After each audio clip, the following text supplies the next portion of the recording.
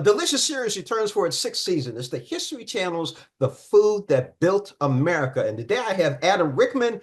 Adam, as I told your producers, I'm doing the interview, so that means I get a bag of Doritos. So, man, Awesome. Yeah. that I'm was not related to Snape, not related to Professor Snape yet. It's Richmond, not Rickman, but Richmond. I'll Okay. I'll do the voice for you. I can try like, doing your name. Okay.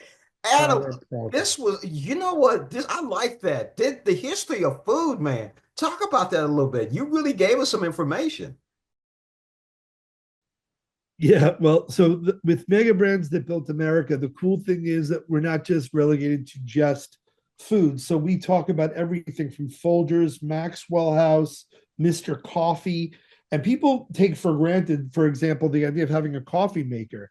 We even get into Keurig, the idea that it was these two roommates. The former director of finance for Chiquita worked with his college roommate, and they found out a way to do a single service coffee. But even talking about 7-Eleven, Icy, Slurpee, the rise of the convenience store.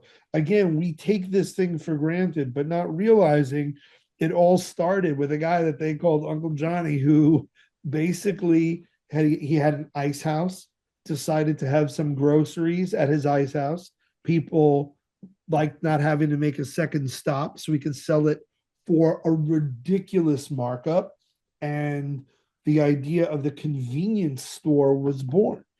And so we talk about that. Obviously, the first episode, we talk about the rise of Mexican food, tortilla chips, as you mentioned, Doritos, Yeah. chips and salsa.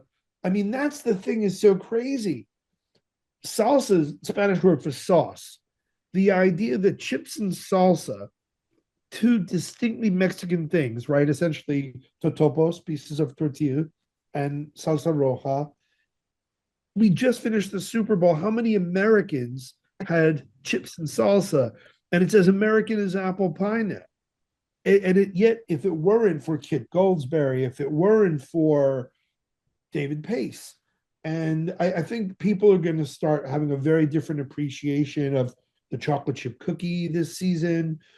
If you're Asian American, like, I lived in St. Louis for a while. I'm blessed to have lived in Webster Groves for quite some time and gone back quite a bit and stayed in Chase Park Plaza for a bit in the Central West End. Because I've gone to Creve Coeur and I've gone that beautiful strip of Asian markets on Olive Street, that this really vibrant community, and we have a whole episode about Asian American innovators to realize like Momofuku Ando changed food technology with instant ramen. Cecilia Chang and her son creating this legacy with Mandaret PF Chang's, that suddenly flavors are reaching different pockets of the country that otherwise they wouldn't.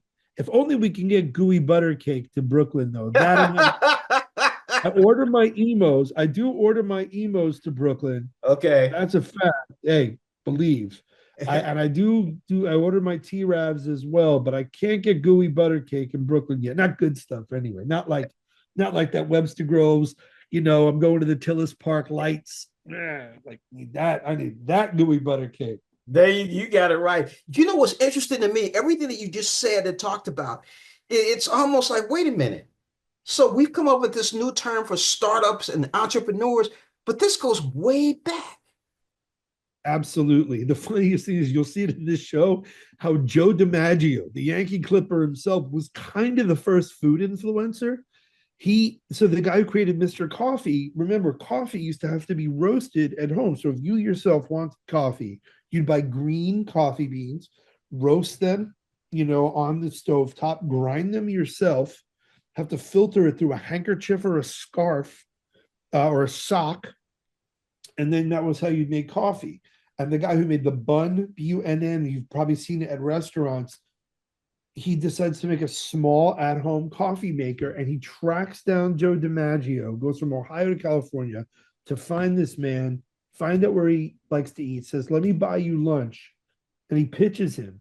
And Joe DiMaggio, who no longer drinks coffee because of an ulcer, so believes in it, becomes the first food influencer, basically.